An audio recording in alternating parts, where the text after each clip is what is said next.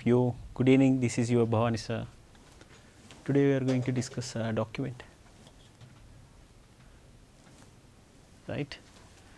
Yeah, this is successfully day 5.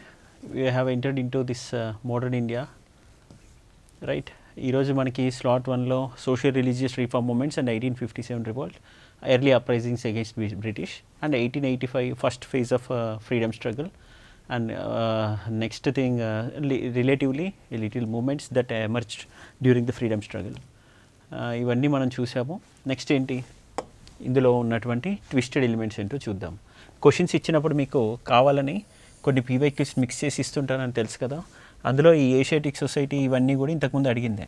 2016-17లో మనకి William Jones Asiatic Society founder కదా, ఇదొకటి. Next ఈ థియోసాఫికల్ సొసైటీ మేడం బ్లావెట్స్కి మీకు ఐడియా ఉంది. సో కంఫర్టబుల్లీ మనం 4-5 స్టేట్మెంట్స్ కనుక ఎలిమినేట్ చేసుకోగలిగితే, ఇక్కడ 4th స్టేట్మెంట్ ఎలిమినేట్ అవుతుంది, 5th స్టేట్మెంట్ ఎలిమినేట్ అవుతుంది, ఇక్కడ కూడా 5th స్టేట్మెంట్ ఎలిమినేట్ అయింది. ఆటోమేటిక్గా 1 and 2 ఓన్లీ రైట్ అని చెప్పచ్చు.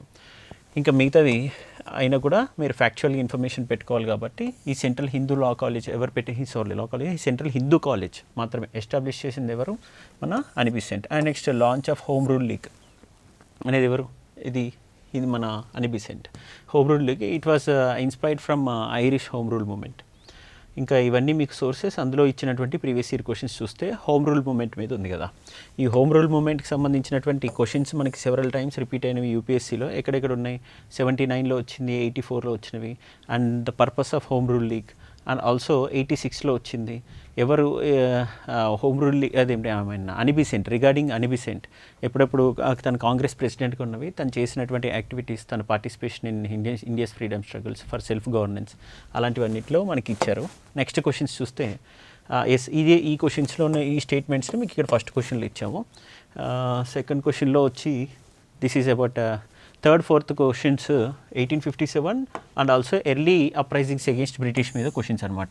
థర్డ్ ఫోర్త్ క్వశ్చన్స్ నేను కొంచెం సెగ్రిగేట్ చేశాను. మీకు స్లాట్ 1 స్లాట్ 2 అని ఎలా అయితే ఇస్తున్నామో అలానే ఈ ఆన్సర్స్ కూడా అలా జస్ట్ విభజించి ఇస్తే మీకు తేలిగ్గా ఉంటుందని. అందులో cause for the immediate precipitation of sepoy mutiny, immediate అంటే తక్షణమే ఈ సిపాయి తిరుగుబాటు అనేది ఉద్భవించడానికి కారణం ఏంటి. అందులో గ్రీజ్డ్ క్యాట్రిడ్జెస్ యూజ్ చేశారు విత్ కౌ ఫ్యాట్ అని అంటున్నారు.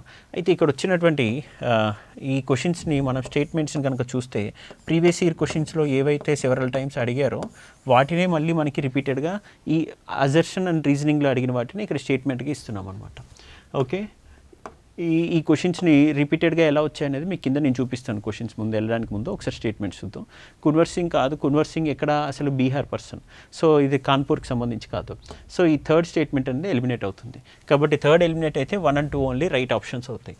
ఇది మనకి ప్రాబ్లం లేదు, ఇవి ఈజీయే. బట్ సిపాయి మీట్నికి సంబంధించి use of grease cartridges with cow fat అనేది ఇక్కడ 1979లో వచ్చినటువంటి క్వశ్చన్. ఇది 82లో వస్తే personality who is not connected with 1857 mutiny is Bhagat Singh అనేది మనకు తెలుసు. ఎందుకని 1857 అసలు సంబంధం లేదు.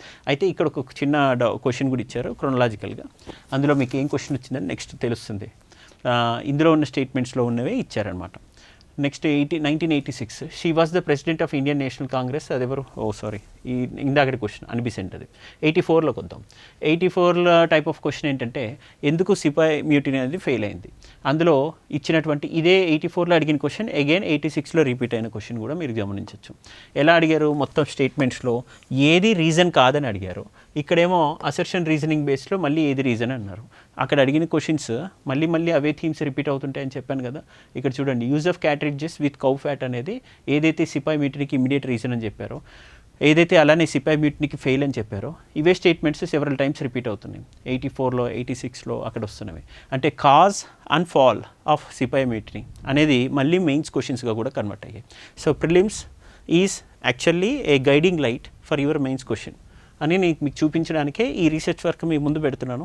ఐ థింక్ ఎంతమందికి అర్థమవుతుందో తెలియదు, కానీ నేను దీని వెనకాల ఉన్నటువంటి రీసెర్చ్ వర్క్ ఉద్దేశం ఏంటంటే మీకు మొత్తం థిమాటిక్గా మైక్రో లెవెల్లో ఈ సెగ్రిగేషన్ అనేది మీ మెయిన్స్కి కావాల్సిన క్వశ్చన్ ఆన్సర్ ఓరియంటేషన్కి హెల్ప్ అవ్వాలని నేను స్కీమ్ ఆఫ్ ఎగ్జామినేషన్ అని ఒక పెద్ద డాక్యుమెంట్ కూడా చేసి మన టెలిగ్రామ్లో పోస్ట్ చేశాను. చూడండి ఎట్లాంటి ప్రిలిమ్స్ క్వశ్చన్స్ మెయిన్స్కి రిఫ్లెక్ట్ అయ్యాయని.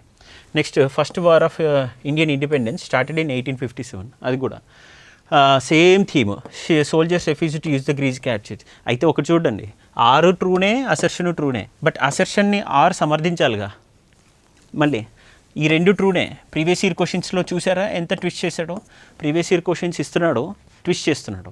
కానీ ఈ రెండు ట్రూ అవుతున్నాయి, బట్ ఒకటి ఇంకో ఈ రీజన్ అనేది అసర్షన్ని సపోర్ట్ చేయగలిగేటట్టుగా అనిపించాలి. అలా అనిపించినట్లేదు. అలా ఎప్పుడైతే first war of Indian independence started in 1857, దీన్ని ఫస్ట్ వార్ ఆఫ్ ఇండిపెండెన్స్ అనడంలోనే అంబిగ్విటీ ఉన్నప్పటికీ ఇండియన్ పర్స్పెక్టివ్లో దాన్ని ఖచ్చితంగా ఇండియన్ వార్ ఆఫ్ ఇండిపెండెన్స్ అంటాం. బ్రిటిష్ పర్స్పెక్టివ్లో సిపాయి మ్యూటినీ అనొచ్చు. దాన్ని మనం అసర్షన్ని రైట్ అనొచ్చు. అది ఎలాగో యూపీఎస్సీ 100% అసర్షన్ రైట్ అనేసింది. ఇక రీజన్ కూడా ఎలాగో sepoy mutiny was emerged due to this reason, that is use of cartridges which was made out of cow fat. వాటి క్వశ్చన్ని ఇక్కడ ఇచ్చి, బట్ ఇక్కడ అసర్షన్ రీజనింగ్ సపోర్టింగ్ స్టేట్మెంట్గా అనిపించట్లేదు. చూడండి, ఆన్సర్ వచ్చి బి వస్తుంది. అంటే మనకి ఇక్కడ వస్తున్న స్టేట్మెంట్స్ ఏంటివి? ఆల్రెడీ ఇంతకుముందు అడిగినవే, బట్ మళ్ళీ మీకు తెలిసిన ఏరియాలోనే మిస్టేక్ చేయించడం అనమాట. ప్రీవియస్ ఇయర్ క్వశ్చన్స్ చూస్తే రైట్. 90స్లో చూస్తే క్వశ్చన్ ఏంటి, 1857 రివోల్ట్ కాన్పూర్ ఎవరు దీన్ని లీడ్ చేశారు అని చెప్పేసి అన్నారు. ఇక్కడ మనకి బేసికల్లీ నానా సాహెబ్ అనేది మనకి ఎక్కడ వస్తుంది? ఫస్ట్ ఇమ్మీడియట్లీ ఇలా ఈ కాన్పూర్ ఏరియా వస్తున్నట్టు. కానీ ఇక్కడ ఝాన్సీ కానీ, కాన్పూర్ కానీ, ఫైజాబాద్ కానీ, మౌల్వీ అహ్మదుల్లా కానీ, నెక్స్ట్ బీహార్ కున్వర్ సింగ్ కానీ, నెక్స్ట్ భక్త్ ఖాన్ కానీ, ఢిల్లీ, ఇవన్నీ రీజియన్స్ని మనం గమనిస్తే వాళ్ళు ఆ రీజియన్స్కి స్పెసిఫిక్గా ఉన్నారనేది మనకి కొంత తెలిసిన. ఇక్కడ నానాసాహెబ్ విషయంలో మన స్పెసిఫిక్ రీజన్ అనేటట్టుగా రాదు. ఎందుకని? ఇతని రీజనల్ ఎక్స్టెన్షన్ అనేది చాలా వైడ్గా ఉంటుంది. అందువల్ల మనకి ఈ క్వశ్చన్ని ఆన్సర్ చేయడానికి, మిస్టేక్ చేయడానికి అవకాశం ఉంటుంది. పీవైక్యూలో నేను ఇక్కడ ఆన్సర్ ఇచ్చాను, మీరు చూడొచ్చు. ఓకే, నెక్స్ట్ పహారీ ఏరియాస్, ఇక్కడ ఆల్రెడీ ఆన్సర్స్ ఉన్నాయి, so I know need to explain it. But ఇక్కడ మీకు డైరెక్ట్గా దీనికి సంబంధించిన ఆన్సర్ డిస్ప్లే చేస్తాను. చూడండి, పహారియాస్ రెబలియన్ వచ్చి రాజ్మహల్ హిల్స్, అక్కడ చౌరీ అప్రైజింగ్స్ వచ్చి 1766లో వచ్చింది. ఇది మిడ్నాపూర్ డిస్ట్రిక్ట్, బెంగాల్లో ఉంది. నెక్స్ట్ హోముండా రెబలియన్స్ ఉన్నాయి. ఇది హోముండా రెబలియన్స్ ఫ్రీక్వెంట్గా 10 yearsకి ఒకసారి ఇలా ఎమర్జ్ అవుతూ వచ్చాయి. బట్ ఇక్కడ 1822లో వచ్చింది. నెక్స్ట్ 1831 ఎగ్జాక్ట్లీ మళ్ళీ ఒక రెబలియన్ తర్వాత ఇంకో 10 yearsకి వచ్చింది.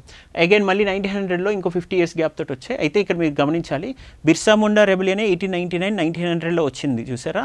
That was most popular movement. Okay, one of the most popular tribal uprisings against the British, not only in the early phase but also later phases.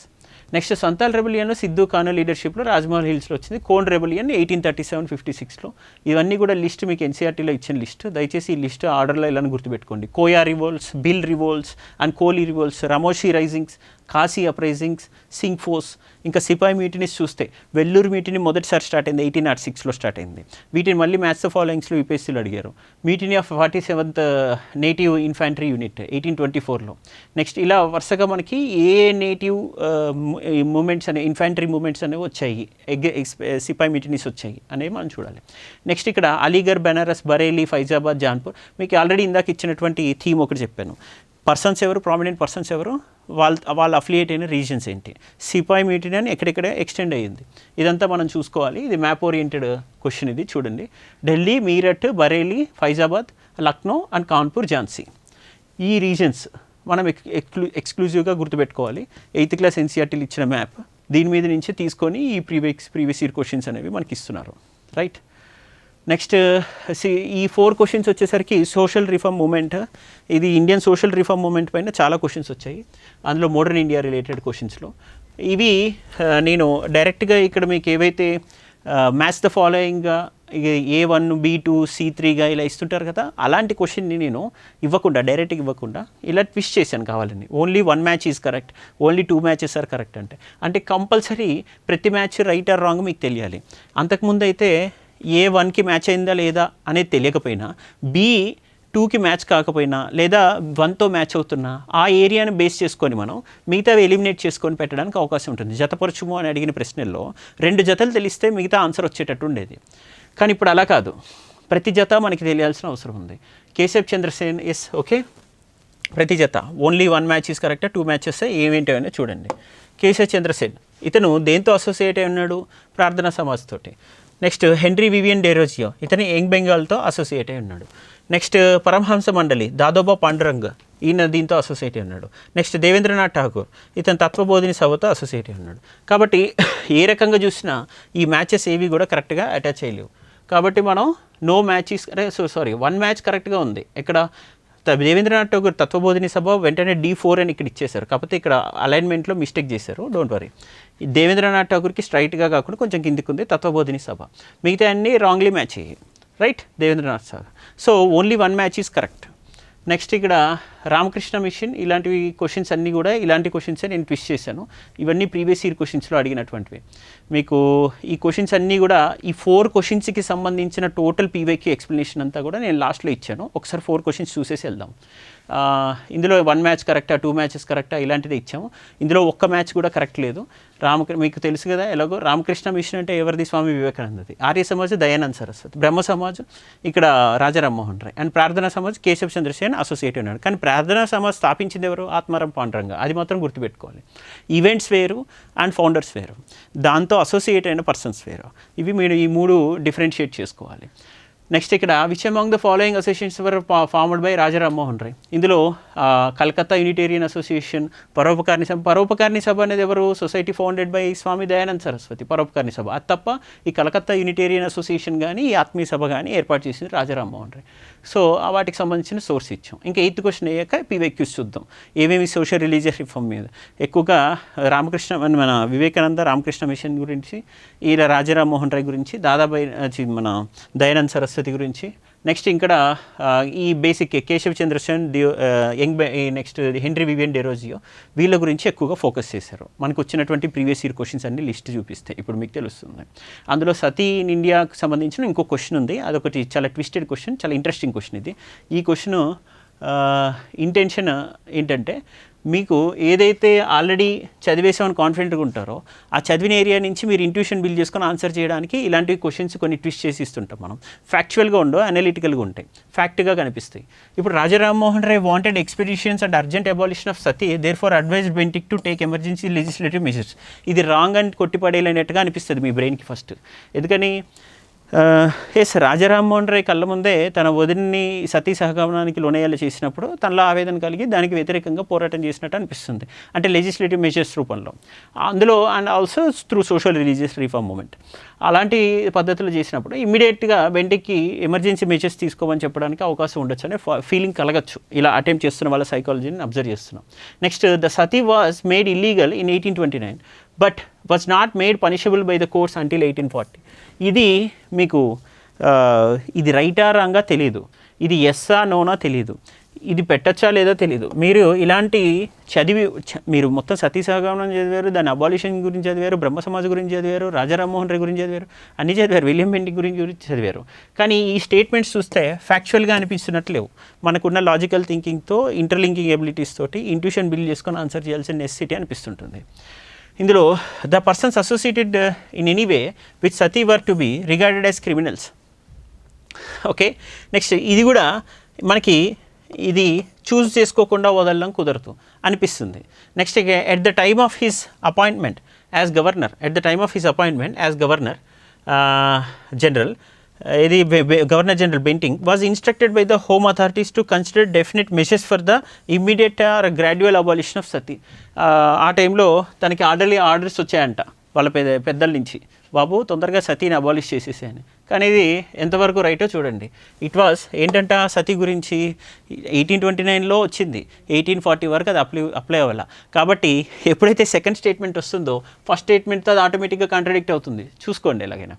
ఇప్పుడు ఇమ్మీడియట్ అర్జెంట్ మెషర్స్ అబాలిష్ చేసేసి అంటే 1829లో start అయ్యి 1840కి ఎలా అవుతుంది? అది late అయినట్టు, immediate urgent కాదు. So మీరు బి చూస్ చేసుకోవాల్సి వస్తే బి, ఏ మ్యూచువల్లీ కాంట్రడిక్టింగ్ ఉన్నాయి. కాబట్టి మనం కొంచెం కాన్సెప్చువల్గా ఆలోచిస్తే ఒక్కసారిగా ఏదైనా లెజిస్లేటివ్ మెజర్ తీసుకొని వచ్చి దాన్ని రీఫార్మ్ చేసి ముందు పెట్టాలంటే చాలా ఈజీ కాదు అది. So it will take a lot of time. And 1829లో యాక్ట్ పాస్ అయినా కూడా దాని ఇంప్లిమెంటేషన్కి వచ్చేసరికి 1840 అయింది. ఇలాంటివి ఇంకొకటి మిగతా థర్డ్ సిడి స్టేట్మెంట్స్ని కూడా మనం చూడాలి. ఇక్కడ ఏంటంటే ఇక్కడ సిడి స్టేట్మెంట్స్ చూసానంటే by this regulation by bringing this regulation under the reign of Lord William Benting, he abetted Sati were declared guilty of culpable homicide. okay, who abetted, the people who abetted Sati were declared guilty of culpable homicide, and at the same time the ban was challenged in the courts. The matter went to the Privy Council in London. The Privy Council upheld the ban in 1832. Okay, ఇది రైటే, ఈ ban వేయాల్సిందే అని 1832 దాన్ని privy council ధృవీకరించింది. Privy council ఎక్కడ ఉంటుంది? లండన్లో ఉంటుంది. ఇది హైయెస్ట్ జ్యూడికేచర్ సెంటర్ అనమాట. అది ఇంగ్లాండ్లో ఉంటుంది. ఇండియాలో ఇంకా గవర్నర్ జనరల్ స్థాయిని కూడా దాటి వెళ్ళాల్సినటువంటి ప్లేస్ అది. Next after those other territories also started following banning, but it remain legal in princely states. Princely states మొత్తం దేశవ్యాప్తంగా దీన్ని పూర్తిగా బంద్ చేయడానికి రాలేదు. ప్రిన్స్లీ స్టేట్స్లో వాళ్ళు జోక్యం చేసుకోవడానికి అవకాశం రాలేదు, ఎందుకంటే అక్కడ ఉన్నటువంటి లాస్, రెగ్యులేషన్స్, కస్టమరీ ప్రాక్టీసెస్ వాటిని ఎవరు కూడా అపోజ్ చేయడానికి లేదు, రైట్, బ్రిటిషర్స్ కూడా. సో రాజపుతానాలో ఇది ఇంకా కంటిన్యూ అవుతూ ఉందన్నమాట. ఇక్కడ మీకు వచ్చిన పీవైక్యూ లిస్ట్ అంతా చూసుకోండి. ఎక్కువసార్లు ఎవరు కనిపిస్తున్నారు? ఇగో దయానంద సరస్వతి, వివేకానంద, రాజా రామ్మోహన్ రాయలు కనిపిస్తున్నారు కదా. నెక్స్ట్ ఇలానే స్వామి దయానంద సరస్వతి, రాజా రామ్మోహన్ రాయ్, మళ్ళీ స్వామి వివేకానంద, వీళ్ళే కనిపిస్తున్నారు కదా. నెక్స్ట్ రాజా రామ్మోహన్ రాయ్. అగైన్ నేను చెప్పాను ఇందాక మీ పీవైక్యూస్లో చూస్తే ఎక్కువసార్లు ఎవరెవరు కనిపించారని. ఇక్కడ కేశవ్ చంద్రసేవ్, మహాదేవ్ గోవిందరానండే, స్వామి వివేకానంద. అగైన్ ఇక్కడ 83లో, 88లో సెవరల్ టైమ్స్, 80 అండ్ 82లో, 79లో, 86లో మొత్తం వీళ్ళు. ఈ థియోసాఫికల్ సొసైటీ గురించి మీకు ఇందాక చెప్పాను కదా, అక్కడ అది మళ్ళీ ఇక్కడ కూడా వస్తుందని చెప్పేసి ఇక్కడ ఇచ్చాను క్వశ్చన్, రైట్. ఇక్కడ మీకు ఇందాక ఒక స్టేట్మెంట్ బేస్డ్ క్వశ్చన్ 4 క్వశ్చన్స్లో టు మ్యాచ్ ద ఫాలోయింగ్ క్వశ్చన్స్ని నేను one match only correct, 2 matches are only correct, 3 matches are only correct అని ఇచ్చాం. అంటే ఎలిమినేషన్కి అసలు ఆప్షన్ లేకుండా ఈ క్వశ్చన్ని అలా ట్విస్ట్ చేసి మీ చేత కంప్లీట్గా చదివించాలని. ఇక్కడ ఇందులో మీకు ప్రార్థనా సమాజ్ వచ్చేసరి, నెక్స్ట్ బ్రహ్మ సమాజ్, ఆర్య సమాజ్, రామకృష్ణ మిషన్. అంటే మీరు ఇందాక ఇచ్చిన క్వశ్చన్స్ రీజన్ ఏంటంటే 10+ టైమ్స్ ప్రతి ఒక్కరి పేరు రిపీట్ అయింది. కేశవ్ చంద్రసేన్ గురించి, దయానంద సరస్వతి గురించి, రాజా రామ్మోహన్ రాయ్ గురించి, వీళ్ళందరూ అంటే అందులో వాళ్ళ ఆర్గనైజేషన్, వాళ్ళ అసోసియేటెడ్ ఆర్గనైజేషన్స్ గురించి, స్వామి వివేకానంద గురించి సెవరల్ టైమ్స్ రిపీట్ అయినాయి.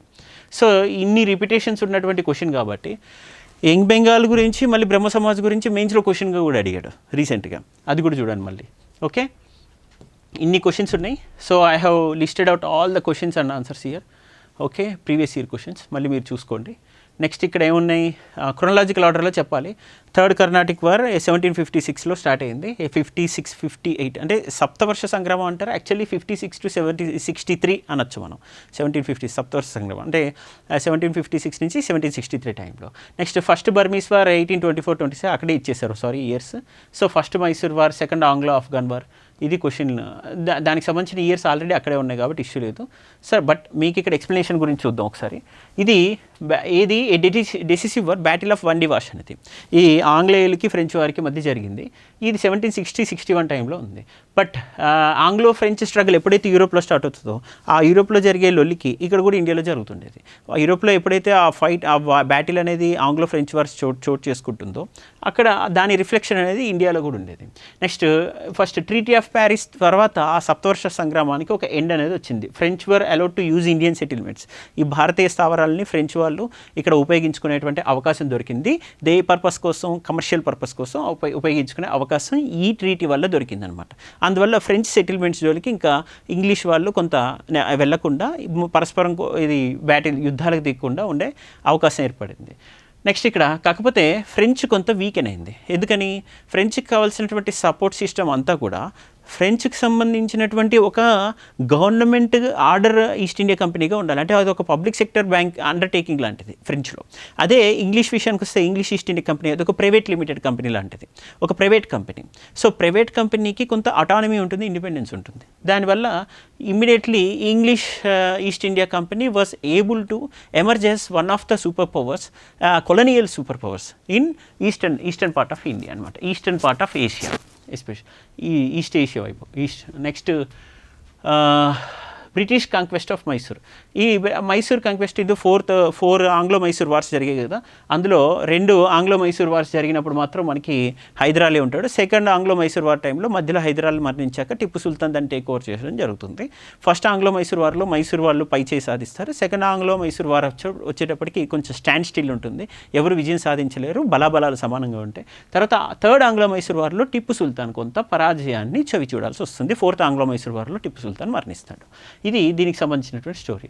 సో మొత్తానికి బ్రిటిష్ వాళ్ళు ఏంటి 3 ఆంగ్లో మరాఠా వార్స్ చేశారు, 4 ఆంగ్లో మైసూర్ వార్స్ చేశారు, నెక్స్ట్ అలానే 2 ఆంగ్లో సిక్ వార్స్ చేశారు స్లోగా, అండ్ ఆంగ్లో ఫ్రెంచ్ ఒక యుద్ధాలు కూడా జరిగాయి, ఫ్రెంచ్ యుద్ధాలు. ఆ ఆంగ్లో ఫ్రెంచ్ యుద్ధాల వల్ల ఏంటి సదర్న్ పార్ట్ ఆఫ్ ఇండియా మీద పట్టు సంపాదించగలిగారు. నెక్స్ట్ ఆంగ్లో మరాఠా వార్స్ వల్ల ఏంటి వెస్టర్న్ పార్ట్ ఆఫ్ ఇండియా మీద పట్టు సంపాదించగలిగారు. ఆంగ్లో మైసూర్ వార్స్ వల్ల ఏంటి సదర్న్ పార్ట్ ఆఫ్ ఇండియాలో మొత్తం బ్రిటిష్ డామినెన్స్ అనేది ఎస్టాబ్లిష్ చేసుకోగలిగారు. నెక్స్ట్ ఆంగ్లో సిక్ వార్స్ వల్ల ఏంటి north western part of India మీద ఇది పట్టు సంపాదించగలిగారు. ఇంకా తర్వాత మనకి ప్లాసీ బక్సర్ వార్తో తర్వాత అంటే ఆంగ్లో ఫ్రెంచ్ వార్స్ తర్వాత ఎగ్జాక్ట్లీ ప్లాసీ వార్ నుంచి అండ్ బక్సర్ వార్ టైంలో ఈ ఈస్టర్న్ పార్ట్ ఆఫ్ ఇండియా మొత్తం కూడా వాళ్ళ ఆధీనంలోకి రావడం స్టార్ట్ అయిపోయింది. ఇలా east west north west and southern part and southern tip వరకు కూడా బ్రిటిష్ పాలన ఎలా విస్తరించింది అనడానికి కారణం, దానికి మార్గం కూడా ఈ Anglo French wars, Anglo Maratha wars, Anglo Mysore wars, Anglo Sikh wars and also the wars adjacent to the Indian boundaries, wars against the foreign countries, Anglo Afghan wars ఉన్నాయి, అవి కూడా ఇంపార్టెంట్ రైట్. నెక్స్ట్ ఇక్కడ అవి ఇవి ఏమేంటి British annexation policies, British annexation measures అందులో వచ్చినవి ఏమేమి ఉన్నాయో చూడొచ్చు. నెక్స్ట్ ఇక్కడ 10th question, consider the following statements INC Indian National Congress పైన 10th 11th క్వశ్చన్ 2 క్వశ్చన్స్ ఇచ్చాము. అందులో ఏమున్నాయి ఇండియన్ నేషనల్ కాంగ్రెస్లో అంటే మొత్తం పీవైక్యూస్ లిస్ట్ అన్ని కలిపేసి స్టేట్మెంట్స్కి ఇచ్చాం. ఫస్ట్ స్టేట్మెంట్స్ చూడండి. Lal Bal Pal formed extremist group Indian National Congress, they were term to be revolutionary leaders. అంటే ఇది మనం కన్ఫ్యూజ్ అవ్వచ్చు. రివల్యూషనరీ నేషనలిజంలో కుదిరాం బోసో, ప్రఫుల్ల చాకియో, భగత్ సింగో, చంద్రశేఖర్ ఆజాదో, లేకపోతే రాజ్గురు, సుఖ్దేవో, సుభాష్ చంద్రబోసో ఇలాంటి వాళ్ళు వస్తుంటారు కదా. ఇలాంటి వాళ్ళు కాకుండా రివల్యూషనరీ నేషనలిస్ట్గా లాల్ బాల్ పాల్ లాంటి వాళ్ళు ఎలా వస్తున్నారు రివల్యూషనరీ లీడర్స్ అని అంటే, ఇది రివల్యూషనరీ ఐడియాలజీని వాళ్ళు ప్రొపగేట్ చేశారు కానీ వాళ్ళు వైలెంట్ ఫైట్ అనేది వైలెంట్ మోటివ్స్ తోటి ఫైటింగ్ అనేది డైరెక్ట్గా చేయలేదు క్షేత్రస్థాయిలో. అది ఇక్కడ గమనించాలి లాల్ బాల్ పాల్. సో అక్కడ ఎందుకని ఇది నేను ఎంత క్లియర్గా చెప్తున్నానంటే, ఇక్కడ యూపీఎస్సీ కూడా క్లియర్గా అక్కడ చెప్పింది చూడండి. ఇది ప్రీవియస్ ఇయర్ క్వశ్చన్లో Lal Bal Pal formed extremist group in the Indian National Congress at the same time they were revolutionary leaders అంట. అంటే so A and RR correct అని క్లియర్గా చెప్తున్నారు. They were revolutionary leaders, A and RR correct అంటున్నారు. But R is not correct explanation of A, కానీ ఇక్కడ వచ్చినటువంటి UPSC క్వశ్చన్లో మాత్రం కరెక్ట్గా ఈ 2 స్టేట్మెంట్స్ రైట్ అని చెప్తున్నారు. They are called revolutionary leaders అని. సో అదే మీకు స్టేట్మెంట్గా ఇచ్చానమాట. ఆ అసర్షన్ రీజనింగ్లో ఉన్న 2 స్టేట్మెంట్స్ని ఒక స్టేట్మెంట్లో క్వశ్చన్గా ఇచ్చాం. Next first session of Indian National Congress in 1885 was held at Bombay and it was founded by AO Hume. ఇది కూడా సెకండ్ స్టేట్మెంట్ రాంగే ఉంది. సో ఫస్ట్ స్టేట్మెంట్ రాంగే రైటే, సెకండ్ స్టేట్మెంట్ మాత్రం రాంగ్. ఇంకా next INC demanded it's cooperation after during second world war time. Second world war అయిపోయిన తర్వాత ఏం చేయాలి, ఆఫ్టర్ దట్ దానికి ప్రొవిన్షియల్ స్టేటస్ ఇచ్చేసి దానికి పూర్తి ఇండిపెండెన్స్ కూడా కావాలని చెప్పింది అనమాట. అయితే ఇక్కడ మాత్రం ఈ థర్డ్ స్టేట్మెంట్ రైటే, ఫస్ట్ స్టేట్మెంట్ రైటే. కాబట్టి మనం ఏం చేసుకోవచ్చు, ఇక్కడ ఏం అడుగుతున్నారు, ఓకే సారీ రాంగ్ స్టేట్మెంట్ అడుగుతున్నారు. Second statement wrong and first statement వచ్చేసరికి మనకి రైటే ఉంది కదా, అది ప్రాబ్లం లేదు. ఇక్కడ అడుగుతుంది ఇన్కరెక్ట్ స్టేట్మెంట్. ఇన్కరెక్ట్ స్టేట్మెంట్ అంటే ఫస్ట్ స్టేట్మెంట్ రైట్ అవుతుంది, థర్డ్ స్టేట్మెంట్ రైట్ అవుతుంది. కాబట్టి ఈ 2 చూస్ చేసుకోకుండా ఎవరెవరైతే పాపం ఇన్కరెక్ట్ చూసుకోకుండా పప్పులో కాలేసారో వాళ్ళందరూ మరొకసారి దయచేసి చెక్ చేసుకుంటుండండి. ఇక్కడ సెకండ్ స్టేట్మెంట్ రాంగ్ స్టేట్మెంట్, ఇక్కడ అడిగింది ఇన్కరెక్ట్ కాబట్టి ఇదే మనం చూస్ చేసుకోవాలి రైట్. ఇది చాలా కేర్ఫుల్గా ఉండండి. నెక్స్ట్ ఇన్కరెక్ట్ స్టేట్మెంట్ వచ్చినప్పుడు మాత్రం మిస్టేక్స్ చేయకండి. సెవెరల్ టైమ్స్ రిపీట్ అవుతున్న వాళ్ళు ఉండొచ్చు, అవి చెక్ చేసుకుంటుండండి. Next which one of the following statements about the structure of the Congress under the new constitution adopted as at its Nagpur session is not correct. ఇక్కడ చూడండి, నాగ్పూర్ సెషన్ విషయంలో చిన్న లొల్లే అయింది అక్కడ. సరే ఏంటి అది చూద్దాం, మీకు చెప్తాను. ఏంటంటే నాగ్పూర్ సెషన్ అనేది ఎవరు చైర్డ్ బై ఎవరు, విజయరాఘవాచారి. ఓకే, ఈయన చేసినప్పుడు ఈయన చైర్మన్ ఉన్నప్పుడు చేంజెస్ చెప్పారనమాట పార్టీ కాన్స్టిట్యూషన్లో. ఓకే, ఈ పార్టీ కాన్స్టిట్యూషన్లో చేంజ్ చెప్తే ఆ ఆర్గనైజేషన్ ఇది కామన్ పీపుల్కి చాలా మెంబర్షిప్ని తగ్గించే విధంగా to open the organisation for common people by reducing its membership membership fee అనేది. ఈ ఎక్కువ మంది సభ్యులు కావాలి అంటే కామన్ పీపుల్ దీనికి ఏం చేయాలి, ల్యాండ్ లార్డ్స్, చాలా అదేంటి ఎలైట్ సెక్షన్స్, ఓకే, అండ్ వీళ్ళంతా జమీందార్స్, వీళ్ళు మాత్రమే సభ్యులుగా ఉండే ఈ ఐఎన్సీని ఎటువైపు మార్చాలి, దీన్ని మాసెస్ వైపుకి దగ్గరగా తీసుకెళ్ళాలి. అప్పుడు ఏం చేయాలి, మెంబర్షిప్ ఫీ అనేది తగ్గిద్దాం అని చెప్పేసి ఈ నాగ్పూర్ సెషన్ విషయంలో కొంత గొడవైంది. అయితే దీనికి సంబంధించి this question was asked in UPSC SCRA 2011లో అడిగిన క్వశ్చన్ ఇది. సో ఇది మనకి అడిగిన క్వశ్చన్లో ఏంటిది చూద్దాం. ఇక్కడ the membership fee was completely abolished అని అన్నారు. అది ఇక్కడ మనకి రాంగ్ స్టేట్మెంట్ అనమాట ఇక్కడ. సో ఫీ దానికి ఇష్యూ అంతా దానికి సంబంధించే, బట్ కంప్లీట్గా అబాలిష్ చేయాలని కాదు, దాన్ని తగ్గించాలని. నెక్స్ట్ ఇక్కడ క్రోనలాజికల్ అరేంజ్మెంట్ చూస్తే ఇది ఇక్కడ నెంబర్స్ ఆల్రెడీ వచ్చేసి ఇయర్స్ అనేవి. సో ఒకసారి అయినా నో ప్రాబ్లం, ఒకసారి లిస్ట్ చూద్దాం. ఇక్కడ ఆంగ్లో మరాఠా స్ట్రగుల్ ఇందాక మీకు చెప్పాను కదా, ఫస్ట్ ఆంగ్లో మరాఠా స్ట్రగుల్ 1775లో జరిగింది. సెకండ్ ఆంగ్లో మరాఠా స్ట్రగుల్ వచ్చేసరికి మనకి 1803లో జరిగింది. దాని తర్వాత ఆంగ్లో మరాఠా వార్ వచ్చి హేస్టింగ్స్ టైంలో 1817లో అలా వచ్చింది ఆంగ్లో మరాఠా వార్. సో ఇక్కడ ఒక్కొక్క మరాఠా వార్ తర్వాత మరాఠా ఎలా వీకెన్ అయింది ప్రతిసారి చూడండి. ఫస్ట్ ఆంగ్లో మైసూర్ వార్లో మైసూర్ వాళ్ళు పై చేయి సాధించగలిగారు. Second Anglo Mysore stand still అయింది. ఆ తర్వాత యుద్ధాల్లో ఉన్నటువంటి అక్కడ ఉన్న లోకల్ ఇష్యూస్ని బాగా గమనించి వాళ్ళు ఎలా లొంగ తీసుకోవాలని బ్రిటిష్ వాళ్ళు చేయగలిగారు. యాక్చువల్లీ వీక్ రూలర్స్ ఎవరు లేరు, బలవంతులే ఉన్నారు. ఇక్కడ ఫస్ట్ ఆంగ్లో మరాఠా వార్లో చూస్తే Maratha Kingdom was very strong. Even Marathas were not defeated by the Britishers. Marathas were very much powerful. But ఇక్కడ మళ్ళీ చూస్తే Marathas second Anglo Maratha war ఎప్పుడైతే జరిగిందో అప్పుడు వీకెన్ అయ్యింది స్టార్ట్ అయ్యాక, దెన్ థర్డ్ ఆంగ్లో మరాఠా వార్కి కంప్లీట్గా క్యాప్చర్ చేసుకోవడానికి అవకాశం ఏర్పడింది. This is a chronological order of question asked in combined defence service exam 2021. Next ఇక్కడ salt march was deliberately ignored by the European media అంట. కాదు, ఇది దేని గురించి ఇన్కరెక్ట్ అంటున్నారు, ఏ స్టేట్మెంట్ ఇన్కరెక్ట్ ఉందో మనం ఫైండ్ అవుట్ చేయాలి. ఇక్కడ చూద్దాం. యూరోపియన్ మీడియా బాగానే కవర్ చేసింది కాబట్టి ఇగ్నోర్ చేసిందని ఏదైతే ఇచ్చారో ఇది ఇన్కరెక్ట్ స్టేట్మెంట్. అయితే ఇన్కరెక్ట్ స్టేట్మెంట్ ఒకటి మాత్రమే ఇన్కరెక్టా లేదా రెండు ఇన్కరెక్టా మూడు ఇన్కరెక్టా అని అడుగుతున్నారు కదా. ఇప్పుడు salt march was widely covered by the American and European press అని ఇచ్చారు కదా. Next salt march was the first nationalist activity in women participate in large నెంబర్సా. నెక్స్ట్ సాల్ట్ మార్చ్ ఇది 100% రైటే అవుతుంది కదా. సో ఇది ఇన్కరెక్ట్ అవ్వడానికి రాదు కదా, ఇన్కరెక్ట్ చేయడానికి రాదు కాబట్టి ఇన్కరెక్ట్లో చూస్ చేసుకోవద్దు. ఇది ఇన్కరెక్ట్ అవ్వడానికి అవకాశం ఉంది కాబట్టి ఇది ఇన్కరెక్ట్లో చూస్ చేసుకోవాలి. Next salt march impressed upon the British urgent need to devolve more power to Indians. Yes, ఏమైంది, అయ్యో ఇక్కడ ఉన్నటువంటి legislation is in the hands of the Britishers only, therefore Indians need more power to make their own legislation అనేటువంటి thought అనేది ఈ salt March వల్లే. ఎందుకని salt March అంటే అర్థం ఏంటి, the laws passed by the Britishers should be condemned and should not be followed by the Indians. అంటే ఏదైతే చట్టం భారతీయులకు ప్రాతినిధ్యం కల్పించకుండా భారతీయులపైన విధించడం జరుగుతుందో ఆ చట్టాన్ని భారతీయులు పాటించకూడదు, దాన్ని ఉల్లంఘించాలి అంటేనే అది శాసనోల్లంఘన ఉద్యమం. ఆ శాసనోల్లంఘన ఉద్యమానికి సంబంధించే కదా ఈ సాల్ట్ మ్యానుఫ్యాక్చర్ చేసి చట్ట విరుద్ధంగా ఆ సాల్ట్ని మ్యానుఫ్యాక్చర్ చేశారు. కాబట్టి ఇప్పుడు మనం ఏం చేయాలి, సాల్ట్ని తయారు చేశారు అక్కడ. కాబట్టి ఇక్కడ కంపల్సరీ ఆ 4 ఆప్షన్ని ఇన్కరెక్ట్ అని చెప్పడానికి రాదు కాబట్టి ఒకటే స్టేట్మెంట్ ఇన్కరెక్ట్ అవుతుంది. ఇక్కడ ఒకటే స్టేట్మెంట్ ఇన్కరెక్ట్ అయింది, అదే ఫస్ట్ స్టేట్మెంట్. మిగతా స్టేట్మెంట్స్ అన్నీ కరెక్ట్ యాక్చువల్లీ, కాబట్టి ఇన్కరెక్ట్గా చూస్ చేసుకోవడానికి రాదనమాట ఇందులో. రైట్, చాలా ఈజీ క్వశ్చన్స్నే మళ్ళీ టఫ్గా మలిచి కావాలని మీ చేత ఎక్కువగా థింక్ చేయించడం జరుగుతుంది. Still it is very much helpful for you, but you have to do it. ఇది explanation part. Pictures. Next more features of Swadeshi movement in Bengal 1905-1908. ఇందులో Swadeshi was based on the idea of self help through industries and schools.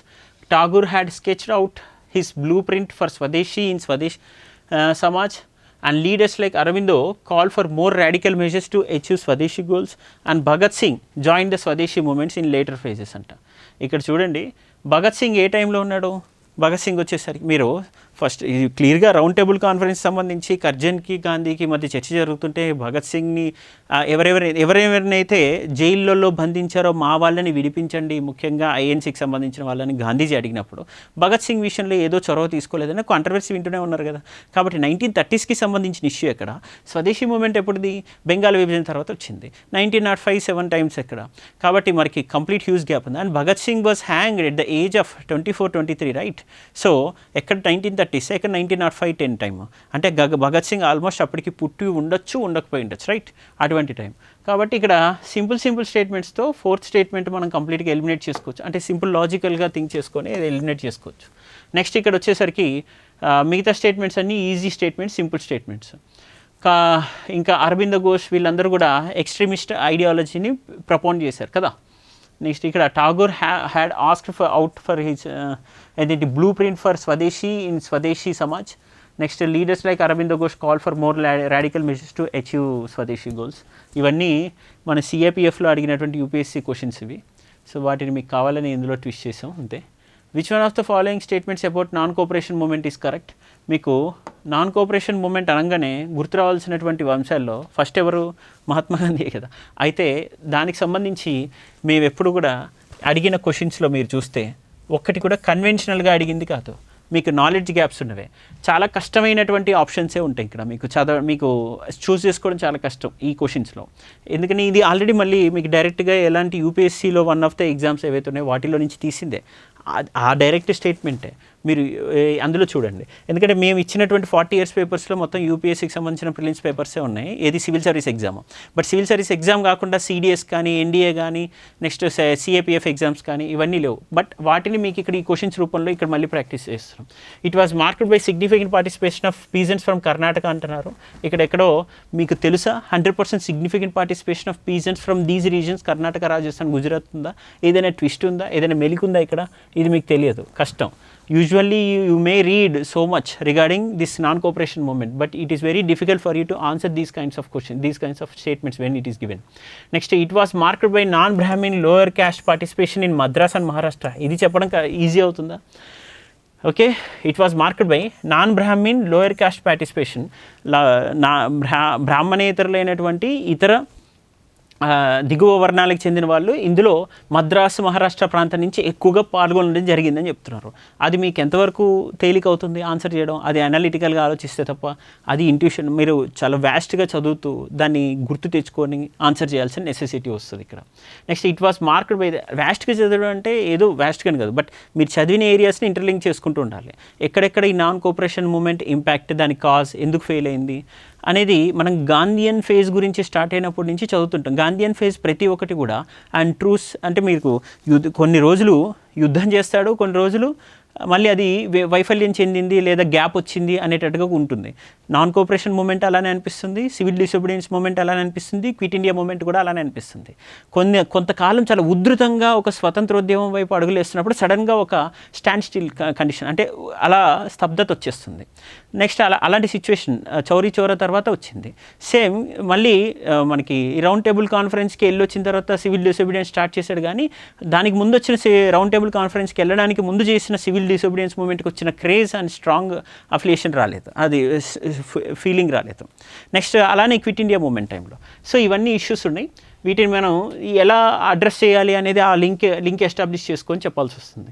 It was marked by the lack of labour unrest in places like Assam, Bengal, Madras అంట. It was badly shaken by the Chauri Chaura incident in 1922, after which Gandhiji decided to continue with the movement on a much smaller scale అంటున్నారు. So ఇక్కడ అసలు actually option వచ్చేసరికి మీకు 2 మాత్రమే, 2 మాత్రమే option ఉంది. మిగతా అన్నీ మనకి రైట్ స్టేట్మెంట్స్ కావు. ఎందుకనంటే ఒక్కొక్కటి చూడండి, సెకండ్ స్టేట్మెంట్ మాత్రమే కరెక్ట్ అవుతుంది, మిగతా స్టేట్మెంట్స్ కావనేది మీకు ఇక్కడ నేను వివరించి చదివి వినిపిస్తాను. So don't worry. ఇక్కడ మీకు ఏంటిది క్వశ్చన్, కర్ణాటక, రాజస్థాన్, గుజరాత్ నుంచి పెద్ద ఎత్తున పీజెంట్స్ పార్టిసిపేట్ చేశారా లేదా అది చూడండి. ఇక్కడ of the 4 linguistic regions in our India, in South India, 4 linguistic regionsలో effectively brought into the movement, the most number of people were brought into the movement, but while Karnataka remained unaffected, అదొకటి చూడండి. Next, there were some non Brahmin lower caste participation in Madras and Maharashtra, అది ఇచ్చారు మళ్ళీ ఇక్కడ. So పాపం ఇది 2018లో combined defence service ఎగ్జామ్లో ఇచ్చిన క్వశ్చన్, అది రాసిన వాళ్ళ పరిస్థితి ఏంటో అర్థం కాదు. ఇది కొంచెం difficult question actually. Easy areas నుంచి డిఫికల్ట్గా క్వశ్చన్ ఎలా సెట్ చేయాలని వీళ్ళని చూసే నేర్చుకోవాలి. నాన్ కోఆపరేషన్ గురించి తెలియని వాళ్ళు లేరు, స్వదేశీ తెలియని వాళ్ళు లేరు, అయినా కూడా అందులో నుంచి తప్పులు చేయిస్తారు. ఇక్కడ చూడండి, మద్రాస్, మహారాష్ట్ర నుంచి పెద్ద ఎత్తున non Brahmin lower caste participation ఉంది అనే స్టేట్మెంట్ రైట్ అని మనకి CDSలో 2018లో అడిగిన క్వశ్చన్ ఇది యూపీఎస్సీలో. ఇది ఎందులో ఉంది? ప్లాసీ2 పార్టిషన్ బై శేఖర్ బందోపాధ్యాయలో ఉందన్నమాట. ఈ బుక్లో నుంచి తీసి ఆ స్టేట్మెంట్స్ మనకు అక్కడ ఎగ్జామ్లో ఇచ్చారు. Next, in the form of forest satyagraha, labour unrest in Madras, Bengal and Assam, traders participation in Bombay and Bengal, ఇదంతా కూడా ఓకే. ఇక లేబర్ అన్రెస్ట్ అనేది పెద్ద ఎత్తున చోటు చేసుకుంది మద్రాసు, బెంగాల్, అస్సాంలో. And traders participation in Bombay, బెంగాల్లో కూడా చోటు చేసుకుంది. అదొకటి మనకి ఈజీయే. నెక్స్ట్, సిగ్నిఫికెంట్ పీజన్ పార్టిసిపేషన్ ఎక్కడెక్కడ? రాజస్థాన్, సింధ్, గుజరాత్, అవధ్, అస్సాం, మహారాష్ట్రలో ఉంది సిగ్నిఫికెంట్ పీజన్ పార్టిసిపేషన్. ఇది శేఖర్ బందోపాధ్యాయులు ఇచ్చినటువంటి సోర్స్ అనమాట. సరే, ఎన్ని బుక్స్ చదవాలని ఏమో ఆలోచించకండి. ఓన్లీ PYQస్ని రివర్స్ ఇంజనీరింగ్ చేసి కొన్ని ఇంపార్టెంట్ క్వశ్చన్ ఆన్సర్స్ చదువుకొని దానికి RS శర్మతో పాటు నెక్స్ట్ మన వీలైతే themes in Indian history, our past కూడా చదువుకొని మీరు ఈ PYQస్ అన్నింటినీ 360 డిగ్రీస్లో అనలైజ్ చేస్తే చాలు. ఇంకా మళ్ళీ శేఖర్ బందోపాధ్యాయ అని, స్పెక్ట్రమ్ పబ్లికేషన్స్ అని, నెక్స్ట్ థీమ్ ఇవన్నీ చదువుతున్నారు, ఫైన్. స్పెక్ట్రమ్ పబ్లికేషన్ కంపల్సరీ చదవాలి. బిపిన్ చంద్ర అని, శేఖర్ బందోపాధ్యాయ, స్పెక్ట్రమ్ పబ్లికేషన్, ఇన్ని మొత్తం చదవకండి. ఒక స్పెక్ట్రమ్ ఒకటి చదువుకుంటే చాలు, ప్రస్తుతానికి ఈజీగా ఉండొచ్చేమో మీకు అర్థం చేసుకోవడం. లేదా బిపిన్ చంద్ర అయినా చదవచ్చు. But still you have to practise previous year questions and most of the questions are not taken from these sources also. Sometimes మీకు ఒక హోలిస్టిక్ అండర్స్టాండింగ్కే చదువుతారు, కానీ ఖచ్చితంగా మీరు చదువుతున్న సోర్స్ నుంచే మళ్ళీ ఈ క్వశ్చన్స్ రావడానికి అవకాశం తక్కువ కూడా ఉండొచ్చు. కాబట్టి మీరు అన్నిటికీ సిద్ధపడి ఉండాలి. ఏంటంటే పాపులర్ బుక్స్ బాగా చదవాలి, హోలిస్టిక్ అండర్స్టాండింగ్ ఉండాలి, ప్రీవియస్ ఇయర్ క్వశ్చన్స్ అనలైజ్ చేయాలి. దాని తర్వాత మనం ఏం చేయాలి? వీటిని రివర్స్ ఇంజనీరింగ్ చేసి ప్రతి ఆప్షన్ని కొంచెం రాసి పెట్టుకోవాలి. ఓకే.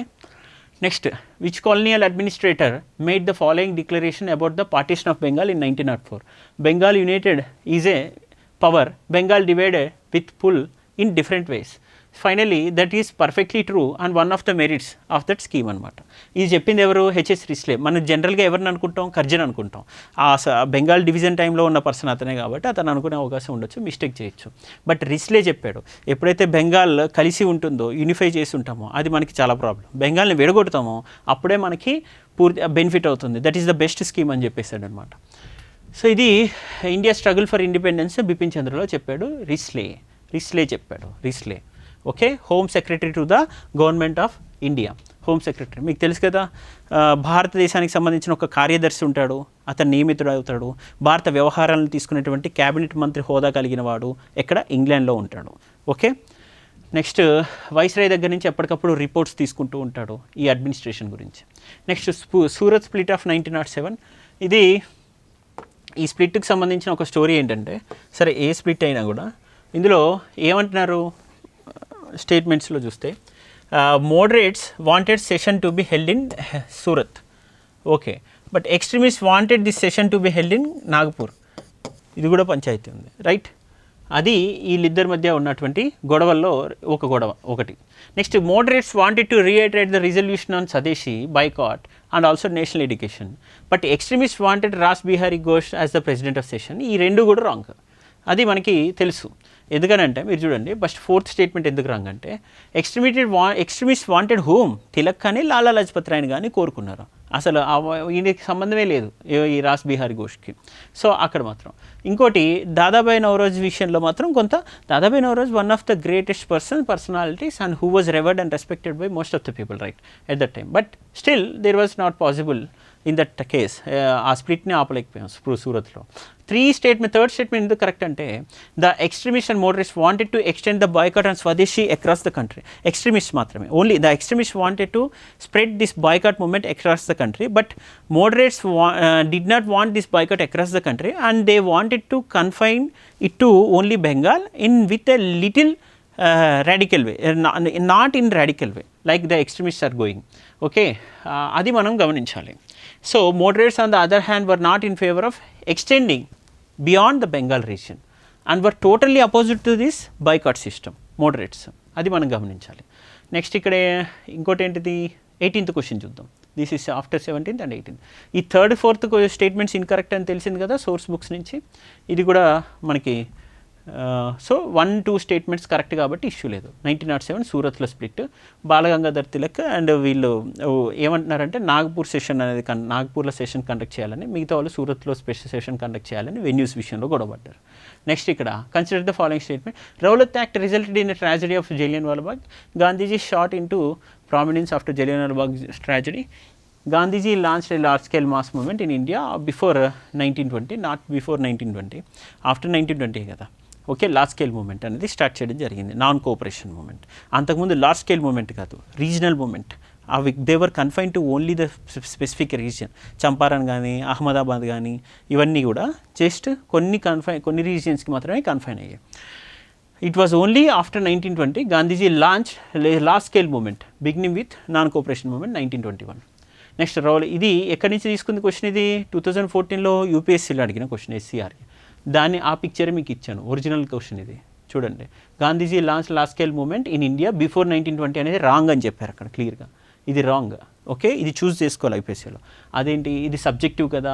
గాంధీజీ లాంచ్ చేసిన చంపారన్ పాపం ఎటు వెళ్ళిపోయింది, అహ్మదాబాద్ ఎటు వెళ్ళిపోయింది, ఆ 100 మిల్లు స్ట్రైక్ మనం వదిలేస్తామా, అది లార్జ్ స్కేల్ అనమా అని అనకూడదు అనమాట. ఎందుకంటే అక్కడ ప్రీవియస్ ఇయర్ క్వశ్చన్లో క్లియర్గా గాంధీజీ 1920కి before large scale movement launch చేసినట్టుగా చెప్పకూడదు, 1920 తర్వాత వచ్చిన non cooperation movement large scale movement అని యూపీఎస్సీ ప్రీవియస్ ఇయర్ క్వశ్చన్ క్లియర్గా చెప్పింది. Next consider the following statements relating to Khilafat movement. మీకు ఎక్కడెక్కడైతే కన్ఫ్యూజన్స్ ఉంటాయో ఆన్సర్స్ చేయడంలో, ఆ కన్ఫ్యూజన్స్ అన్నీ క్లారిఫై చేస్తుంది అనమాట. ఏ ఎగ్జామ్కి ప్రిపేర్ అవుతున్నారో ఆ ఎగ్జామ్ వాళ్ళే క్లారిఫై చేస్తారు ఆ క్వశ్చన్స్ రూపంలో. Next consider following statements relating to Khilafat movement. Khilafat agitation was launched in 1920 on the question of the future of the Turkey which was defeated power in the first world war. Next educated Indians ఏం చెప్తున్నారు, అది first statement ఏదో ఒక correct. Khilafat మూమెంట్లో అరే మా ఖలీఫా పదవిని తీసేసారే, మళ్ళీ అతని పరిస్థితి ఏంటి, దీన్ని ఎలా రీస్టోర్ చేయాలి అని చెప్పేసే కదా గొడవంతా. కాబట్టి ఫస్ట్ వరల్డ్ వార్ టైంలో వచ్చినటువంటి ఇష్యూని, ఆ సొల్యూషన్ గురించి వాళ్ళు ఫైట్ చేస్తున్నారు. నెక్స్ట్ ఇక్కడ educated Indian Muslims were taking serious interest in the affairs of Turkey అని చెప్తున్నారు. ఎస్, ఎందుకని, to accommodate and assimilate the minority sections of our country in to the freedom struggle. అది ఇక్కడ intention. That was also the intention of the Mahatma Gandhiji. And during the Amritsar Congress, it was decided between the leaders of the Congress. No, not in Amritsar Congress. Actually, in conference, this is a Khilafat conference held in Delhi, not in Amritsar. ఢిల్లీలో అయింది. అప్పుడు వాళ్ళందరూ ఏమనుకున్నారంటే ఈ కాన్ఫరెన్స్లో Gandhiji should lead this Khilafat conference అని చెప్పారనమాట.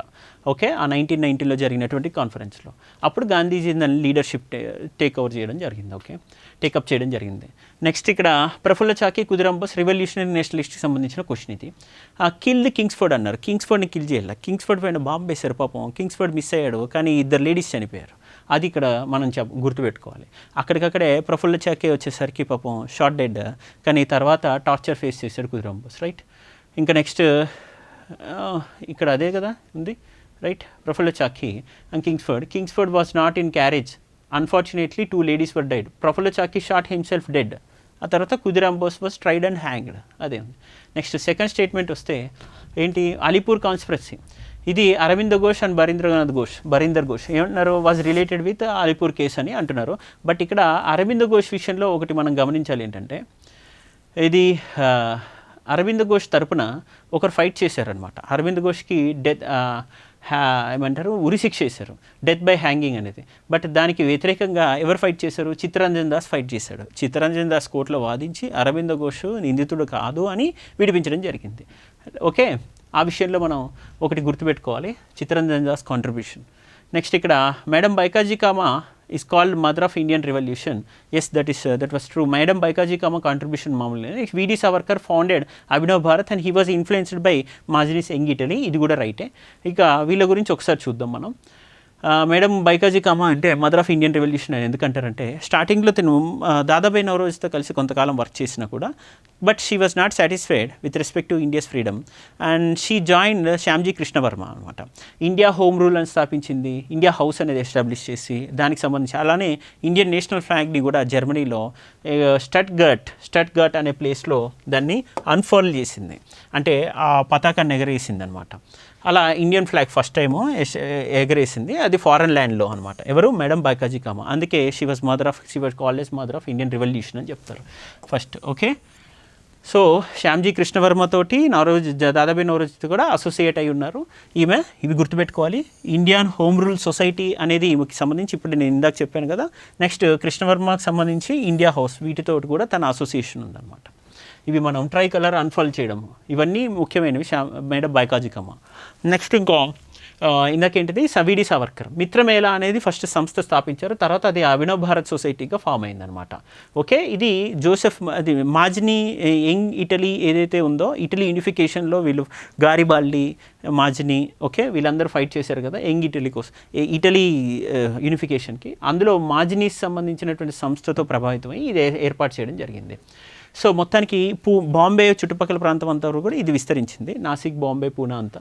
Next one of the bomb manufacturing సెంటర్స్గా కూడా ఎస్టాబ్లిష్ అయింది. ఇందులో వీళ్ళు చేసింది ఏంటంటే, ఎవరు ఈ వీడి సావర్కర్కి సంబంధించినటువంటి వర్గం అనుయాయులందరూ కూడా ఈ అభినవ్ భారత్ సొసైటీకి సంబంధించిన వాళ్ళలో జాక్సన్ అనే ఒక కలెక్టర్ ఉన్నాడు నాసిక్కి సంబంధించి. ఆ కలెక్టర్ ఒక ఇండియాకి సంబంధించినటువంటి విషయాలపైన రీసెర్చ్ చేస్తుంటాడు, ఇండియాలజిస్ట్. ఏంటి, was killed by Anant Laxman Kanhere. A member of Abhinav Bharat. Anant Laxman ఏం చేశాడు, ఆ జాక్సన్ అనే కలెక్టర్, నాసిక్ కలెక్టర్ని, వెల్ నోన్ ఇండియాలజిస్ట్ని చంపే ప్రయత్నం చేశాడు అనమాట. చంపే ప్రయత్నం చేయడమే కాదు, చంపడం కూడా జరిగింది. సో ఇది ఇండియన్ మూమెంట్కి సంబంధించి, ఫ్రీడమ్ స్ట్రగుల్ సంబంధించి క్వశ్చన్స్ ఇవి. ఇంకా రేపు కూడా ఇండియన్ ఫ్రీడమ్ స్ట్రగుల్ సంబంధించి ఫర్దర్ పార్ట్ ఉంటుంది. తర్వాత ఎల్లుండి ఫుల్ లెంత్ గ్రాండ్ టెస్ట్ ఉంటుంది. Be prepared for it. Okay, and all the very best. Thank you. Questions ఉన్నాయా?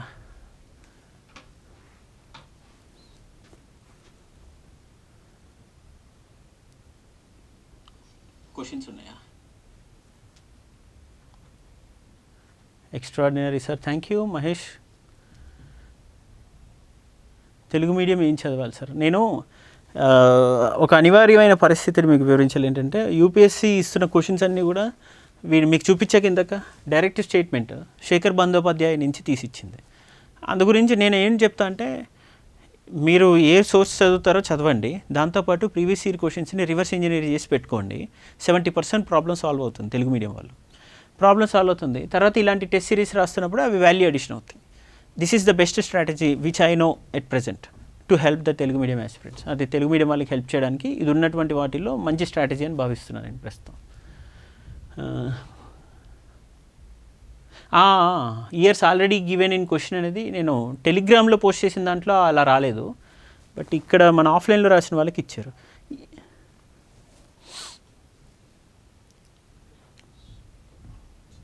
అది చిన్న టైపో మిస్టేక్ అయింది. అది డోంట్ వరీ, అయినా మనకైతే ఇన్ఫర్మేషన్ వచ్చేసింది బ్రెయిన్లోకి.